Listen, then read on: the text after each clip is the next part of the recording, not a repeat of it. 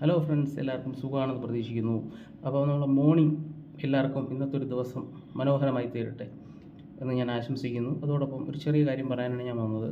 അപ്പോൾ നമ്മുടെ വിദ്യാർത്ഥികൾക്ക് അല്ലെങ്കിൽ സ്റ്റുഡൻസിന് അല്ലെങ്കിൽ നമ്മുടെ കുട്ടികൾക്ക് അവർക്ക് ഏതാണ് ടാലൻ്റ് ആയിട്ടുള്ള ആ ഒരു മേഖല അവർക്കും കൂടെ ചൂസ് ചെയ്തിട്ട് അവരൊന്ന് നമ്മൾ സപ്പോർട്ട് ചെയ്ത് കഴിഞ്ഞാൽ ചിലപ്പോൾ നമ്മൾ വിചാരിക്കാത്തൊരു റേഞ്ചിലോട്ട് അവർ പോകും. ഇപ്പോൾ ഉദാഹരണത്തിന് ഒരു ഒരു കുട്ടിക്ക് ചിലപ്പം പഠിക്കാൻ വലിയ താല്പര്യം കാണത്തില്ല, പക്ഷെ വരയ്ക്കാൻ നല്ല താല്പര്യം കാണും.